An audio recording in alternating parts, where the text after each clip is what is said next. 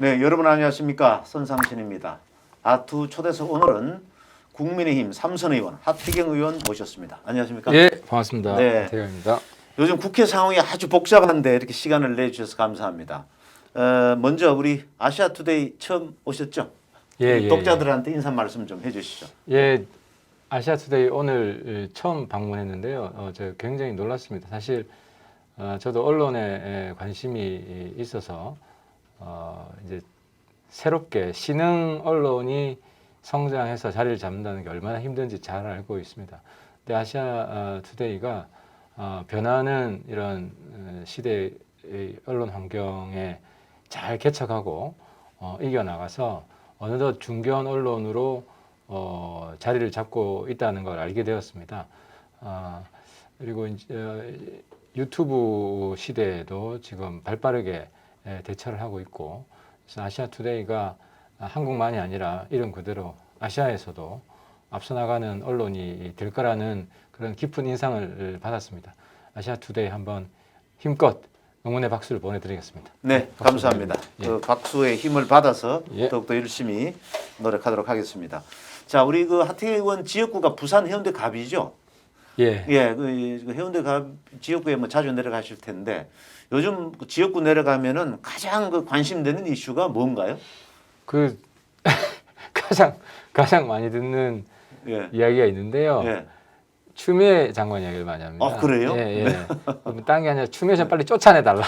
아, 예. 예, 그 꼴 보기 싫다는 거죠. 네. 완전히 그 법무부 장관으로 있으면서 국민 밉상이 되어버린 겁니다. 아하, 그래서 그렇군요. 네. 제가 그렇게 집중적으로 이야기를 많이 들은 게 최순실 청문회 다음이니까요. 아. 거의 최순실에 필적하는 그런 국민 밉상녀로 등극을 한 것 같습니다. 아, 부산 지역에 지금 그러니까 이른바 추미애 또 윤석열 갈등의 문제가 가장 큰 관심사가 되어 있구만요. 지금. 갈등이라기보다 아무튼 추미애 1인에 대한 네, 네. 뭐 둘 사이 문제를 갈등으로 인식하는 것 같지 않고 네, 네. 그냥 그 정말 뭐라 그러나 추한 짓을 한다고 생각하는 거죠. 아. 추미애 장관이 일방적으로 추한 짓을 하고 있고 아하. 마치 이제 과거 이제 민주화 시대에 정의의 투사대, 폭군 뭐 이런 시각으로 지금 상황을 보고 있습니다. 네, 지역 현안 문제에 대해서도 뭐 여러 가지 주문이 좀 있을 것 같은데 최근에 뭐 가덕도 아니, 뭐 뭐 공당 뭐 공항 문제라든지 뭐 저희 지역구 주민들이 네. 애국심이 남다르셔서 하의원은 뭐 지역구 문제는 지역구에 있는 시구의원들 구청장한테 맡겨두고 아, 네. 중앙정치 나라 좀 바로잡아 달라. 그렇군요. 실제로 그런 얘기를 많이 듣습니다. 네. 예. 그러면 이제 중앙 정치 얘기를 좀 해보죠. 뭐. 예. 그 지금 국회가 이제 본회의가 어제까지는 이제 정기국회가 끝났고 오늘은 이제 임시회의가 개의를 했는데 아마 공수처법 개정안이 상정이 돼서 통과가 되겠죠. 뭐 필리버스터 뭐든 해든 지금 야당은 방법이 없지 않습니까? 네. 그렇죠. 국회가 기본적으로 숫자의 힘이기 때문에 네. 5분의 3 이상을 확보하고 있어서 네. 네. 민주당이 그냥 통과시키자고 마음만 먹으면 막을 방법이 없습니다. 네. 그리고 지금 그러면 할 수 있는 방안이라는 게 뭐가 있습니까? 뭐 장애투쟁 나갑니까? 아니면 의원직 사퇴 뭐 여러 가지 대안들이 얘기 나오던데. 사실 뭐 대안부재죠. 뭐 장애투쟁 간다고 통과 안 되는 것도 아니고. 그렇죠. 네. 그리고 의원직 사퇴를 하면은 그 자리만 보궐선거를 합니다. 아하. 뭐 전체 의원이 사퇴하는 게 아니라. 그것도 뭐 실익이 없다고 아니, 봐야죠. 그렇죠. 그러면 네. 우리 당 의원들만 그 자리만 보궐선거를 하면 그것도 별로 오히려 의미가 우리 당 의원들이 더 줄어들 네. 여지가 생기는 거잖아요. 네. 민주당 의원들은 그대로 다 있습니다. 그렇죠. 그래서 네. 뭐 그것도 효과적인 방법이 아니고 그래서 아무튼 이걸 심판할 수 있는 가장 좋은 방법은 민주당이 아프게 생각하는 거는 여론조사 수치입니다. 네. 일주일에 한 두세 번씩 여론조사가 나오기 때문에 지지도가 계속 빠지고 있다든지. 그렇죠. 지지율이 떨어지고 있다면은 당장 이제 서울시장 선거가 힘들어지니까. 그렇죠. 네. 네. 그래서 아무튼 방법은 국민들께서 가장 도와줄 수 있는 좋은 방법은 여론조사 전화가 올 때 꼭 받아달라는 네. 겁니다. 네. 일부 시민사회단체, 보수 쪽 시민사회단체하고 연대해서 뭐 반문 투쟁을 하자 이런 얘기들도 나오는 것 같은데요. 그 부분은 어떻게 생각하세요? 그거는 뭐 할 수는 있습니다만은 어쨌든 뭐 국회 내에 네, 입법 폭거를 막을 수 있는 직접적인 수단은 아니고 그렇죠. 네. 그리고 가장 아프게 할 수 있는 것은 말 그대로 여론조사 수치이기 때문에 네. 또 자칫 잘못하면 지금 코로나 뭐 3단계로 올라가고 1,000명 육박할 수 있는 상황에서 역풍이 불 수도 있지 않습니까? 집회에 사람이 모여야 되니까. 그렇죠. 아, 장외 집회 같은 경우에 또 그런데 역풍을 맞을 예, 수가 그렇습니다. 있겠네요. 실내에서 하더라도 네, 네. 사람이 모여야 되면은 오히려 국민들 입장에서는 공수처나 뭐 여러 가지 지금 국회 법보다도 코로나 때문에 먹고 살기 힘든 게 제일 큰 문제거든요. 그렇죠. 사실 민생 문제. 민생 문제. 정권 입장에서도 사실은 지금 코로나 해법 백신을 보면 지금 영국이나 몇몇 나라들은 백신을 이미 맞기 시작했잖아요. 접종하기 시작했거든요. 그렇죠. 네, 네. 근데 우리는 지금 까마득하고 네. 연내는 불가능하고 내년에도 뭐 여름을 넘기니 뭐 이런 얘기가 나오고 확보 물량도 뭐 1,000만 개도 안 된다고 하고 그래서 대통령이 지금 가장 중요하게 챙겨야 될 코로나 민생을 잊어버리고 있는 것 같습니다. 그래서, 아하, 네. 그래서 그렇게 자랑하던 K 방역 신화도 사실상 백신이 늦어서 네. 제일 중요하잖아요. 백신이 근본적인 방역 그 해법 아닙니까? 그렇죠. 네. 근데 그게 제일 늦어서 아마 K 방역 신화도 뭐 허무하게 무너질 것 같은 생각이 듭니다. 네. 자, 그러면은 지금 뭐 대외적으로 할 수 있는 방법은 뭐 국회 원내 투쟁은 사실상 의석의 한계로 다른 방법이 없고 장외 투쟁도 또 모이는 것도 문제가 있으니까 어렵고 결국 이제 바깥에 있는 시민사회 집단하고 연계는 하되 그 방법론은 뭐 다양하게 생각을 해봐야 되겠군요. 네. 그렇죠. 조금 네. 국민들 호응을 얻을 수 있는 네. 세련된 방법이 좀 나와야 되고 네. 이 정권의 폭주 기관차를 막을 수 있는 유일한 방법 아까 말씀드렸지만 네.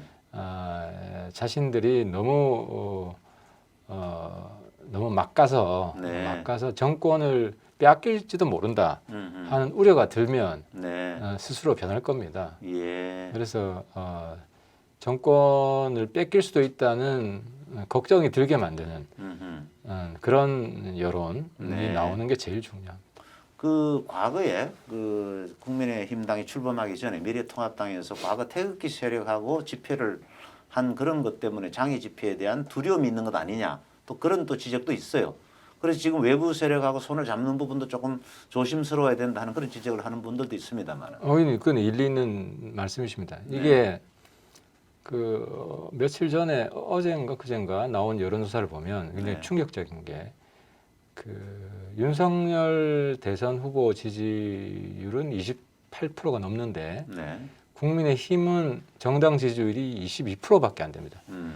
그러니까 이제 당의 제일 야당의 지지율이 대선 후보보다 적다는 거 아닙니까?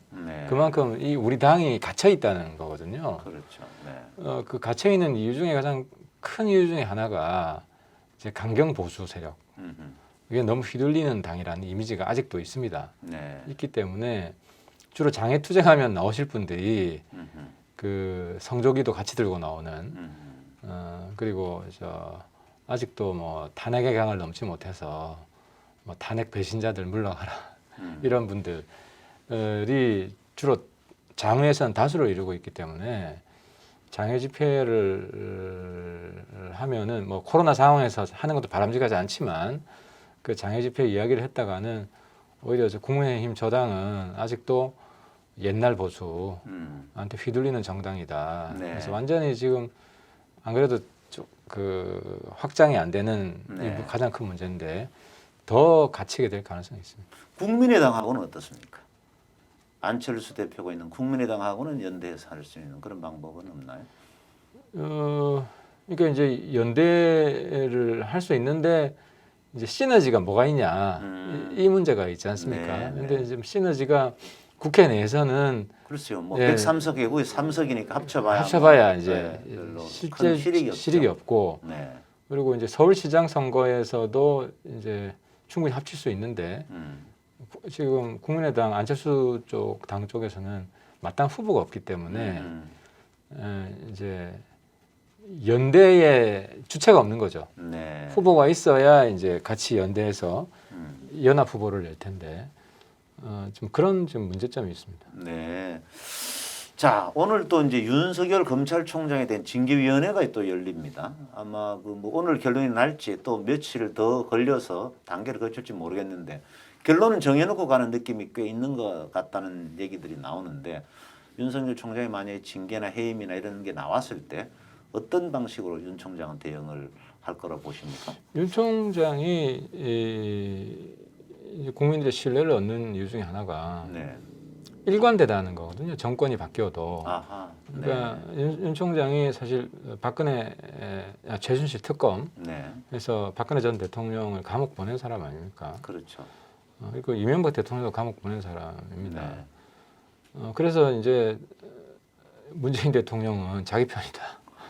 자기 편이라고 생각하고 소위 적폐를 청산하고 소위 친문 진영에는 별로 해를 끼치지 않을 것 같은 착각에 뽑은 사람인데 윤석열 총장은 정권에 관계없이 이제 법치의 칼날을 공정하게 휘두르겠다. 그래서 문재인 정권에도 비리가 있으면 다 잡아넣을 것이고 문재인 대통령도 비리가 확인되면 감옥에 넣을 수 있다. 이렇게 국민들이 인식하는 거거든요.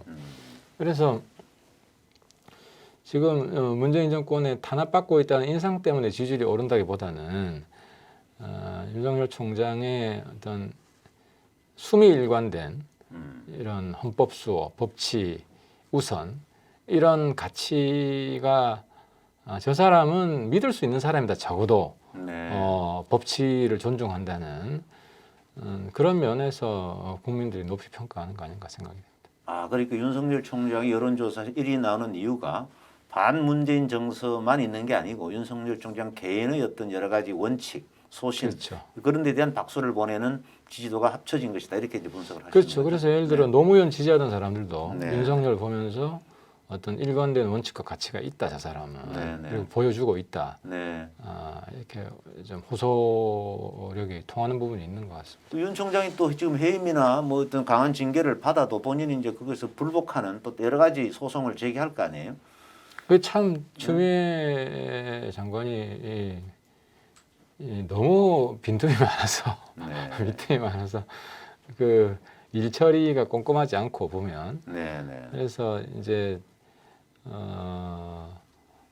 좀 말도 안 되는 근거를 가지고 징계를 하고 그래서 이제 그나마 다행인 게 우리 법원이 공정하다는 거죠. 아하. 이제 대한민국이 제3세계 남미나 중동이나 뭐 동그라파처럼 그런 나라들은 뭐 민주화가 돼도 또 이상한 독재 정권이 나와가지고 또 무너지고 또 전국적인 데모가 일어나서 또 무너지고 네. 이런 민주화의 시행착오를 아주 여러 번 반복을 하면서 선진국이 안 되고 있습니다.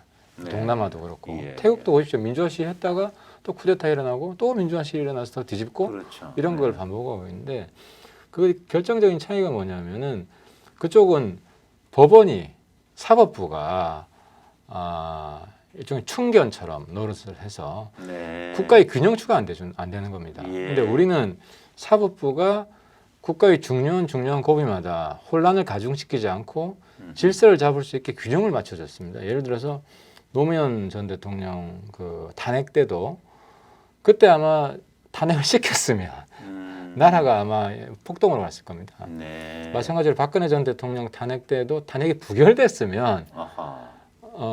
거의 소요 사태가 일어났을 그렇겠죠. 겁니다. 다시 그래서 군이 들어오고 뭐 이런 굉장히 불행한 사태가 일어났을 거고 그런 걸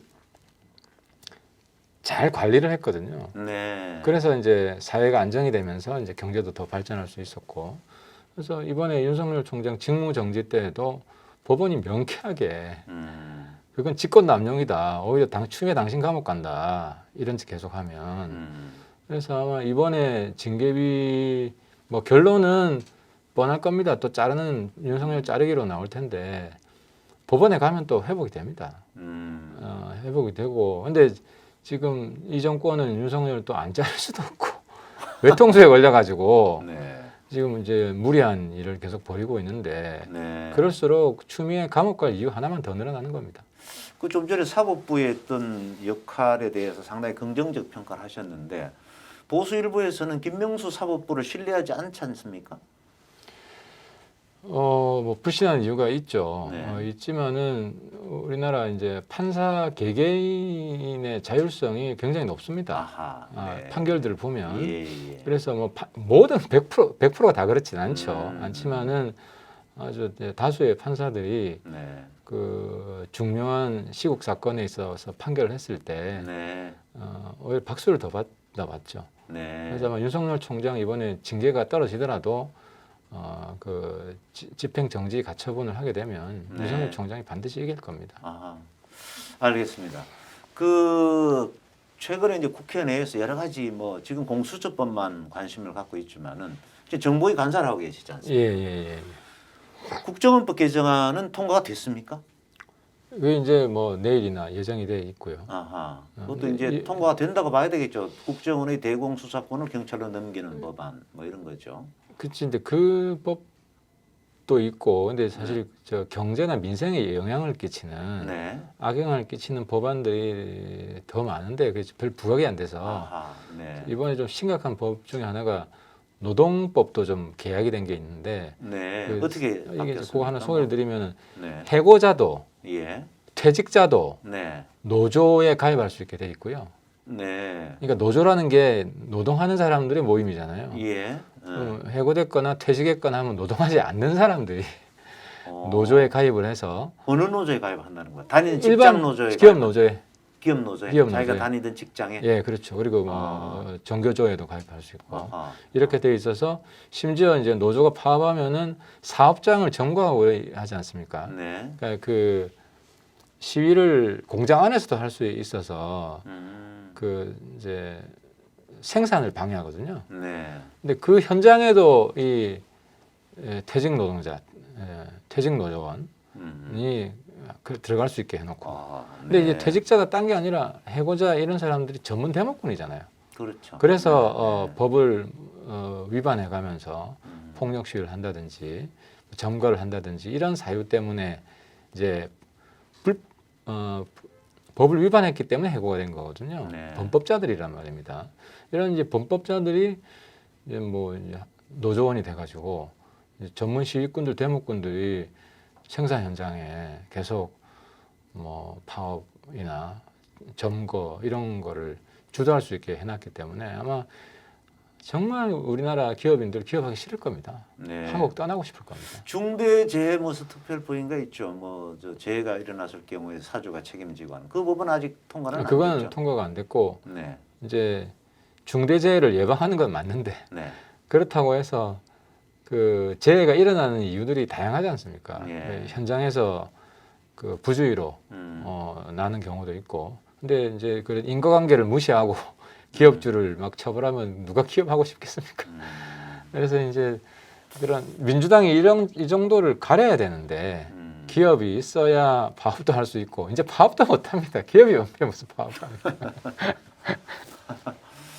여하튼 참 여러 가지 정치적 현안 때문에 민생과 관련된 법안이 사실상 언론이 그렇게 주목하지 않는데 좀 뭐 문제가 있긴 하네요. 그렇죠. 그리고 또 기업 입장에서도 이번에 기업규제법 네. 중에 이제 이른바 공정경제 3법이라고 하는. 그렇죠. 사실 뭐 그게 말은 기업 죽이기 공정경- 3법인데 네, 네. 그 핵심 내용 중에 하나가 이제 감사위원을 뽑을 때 이제 대주주 일가들 네. 투표권을 제한하는 게 있습니다. 그러면 네, 네. 그게 문제가 뭐냐면 외국 투기자본들이 들어와서 네. 3% 룰이라고 하는 거 그렇죠. 말씀하시는 3% 거죠? 이상 행사를 못하게. 네, 네, 네. 그러니까 투표권을 제한하는 거죠. 참여권을 제한하는 건데 그거를 이제 외국 투기자본이 감사위원을 임명할 수 있게 거부를 못하는 거죠. 해주면 감사위원이 딴 게 아니라 기업 정보를 다 요구할 수 있거든요. 네. 그러면 우리나라 뭐 특히 경쟁력 있는 기업에 기업 핵심 정보를 이제 유출될 수도 있고 그러면 한국 기업에 지금 중국입니다. 호시탐탐 네. 뭐 삼성이나 뭐 반도체, 핸드폰 이런 핵심 기술을 빼가려고 하는데 거기 완전히 노출시켜 놓은 법이라서 이건 정말 대한민국 핵심 기업들 망하게 할 수 있는 오히려 저 법인데도 참여연대나 시민단체라든지 또는 또 정의당 쪽에서는 그 개혁 입법을 하려고 했는데 취지가 퇴색이 됐다. 또 약화시켰다 이렇게 주장을 하던데. 그러니까 이제 거기는 자기 돈으로 월급을 줘본 적이 없는 사람들이어가지고 네. 기업 활동을 할 때 반드시 지켜야 되는 것이 뭔지. 네. 그러니까 기업이라는 것이 동반자로 보는 게 아니라 아직도 없어져야 될, 타도해야 될 적으로 보니까 기업을 보는 관이 다를 수 있다. 다르기 때문에 그렇습니다. 그런 아직도 관점에서. 막스주의 잔재가 많이 남아 있습니다. 자, 그러면 이제 당내 문제를 잠깐 얘기해 보죠. 김종인 네. 비대위 체제가 이제 출범한 지 한 7, 8개월 됐죠. 예. 그런데 지금 이 체제에 대한 여러 가지 뭐 논란이 좀 있습니다. 문제 제기도 있고. 어떻게 보세요? 김종인 위원장이 잘하고 계시다고 보세요?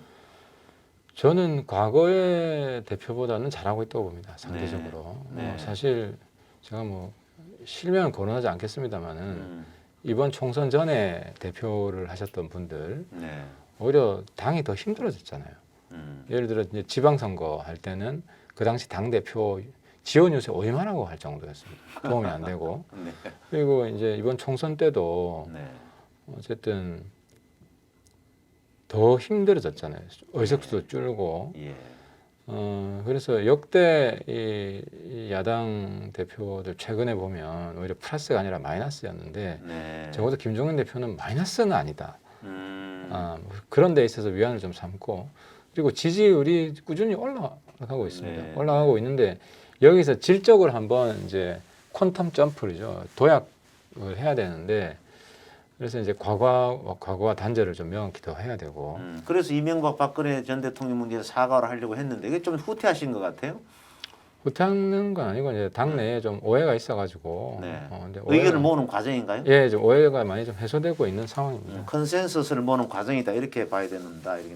그럼 이 체제가 다음 서울시장, 부산시장 선거를 치르겠네요. 그렇죠. 김종인 체제에서. 보궐선거는 그럴 겁니다. 네, 네.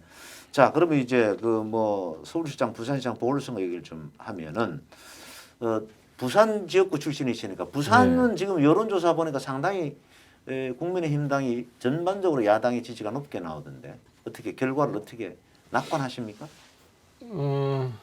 이게 이제 워낙 민주당이나 청와대가 정치 기술자들이 많아서 네. 뭐 저희들이 방심하고 있을 수는 없고 근데 어쨌든 또 저도 그 이제 청와대 움직이는 사람들이 저랑 같은 또래의 저희 586 그 운동권 출신들입니다. 이제 네. 정치만 한 20대 때부터 정치만 한 사람들이어서 정치 기술자들인데 아무튼 제가 이제 그 사람들 노림수나 수법이나 이런 거 잘 알기 때문에 최대한 지금까지 방어를 하고 있고 근데 이제 당은 이제 아직도 제 힘이 미약해서 당 전체적으로는 근데 좀 어쨌든 우리 의원들 계속 좀 알리고 어떤 방식으로 저쪽에서 한다 저쪽 계략에 넘어가서는 안 된다 좀 잘 치르도록 하겠습니다. 그 가덕도 신공항 문제도 여당의 어떤 아까 말한 전략 가운데 하나라고 생각을 해서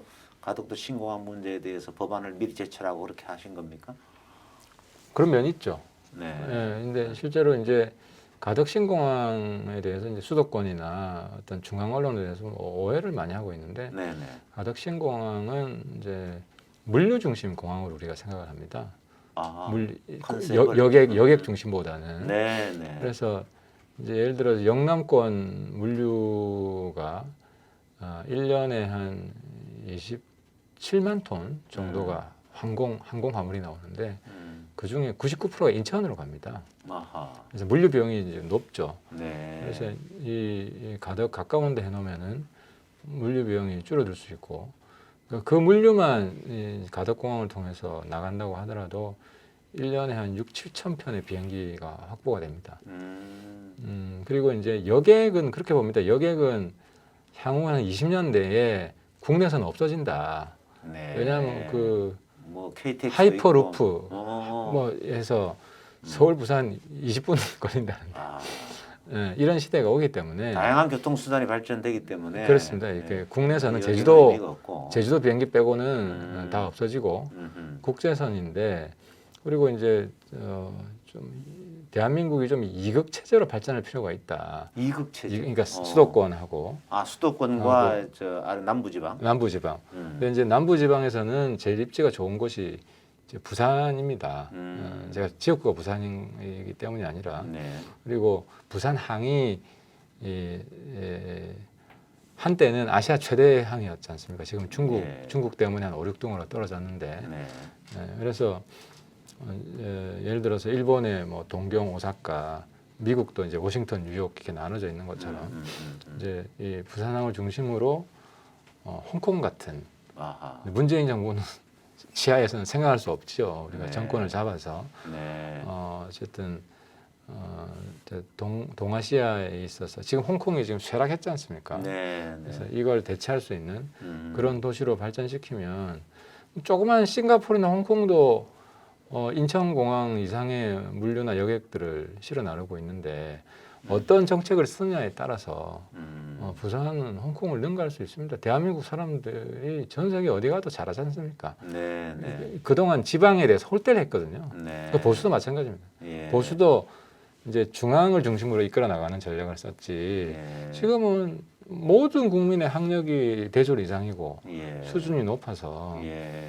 지방끼리 경쟁을 자유를 더 주고 지방이 권한이 별로 없습니다.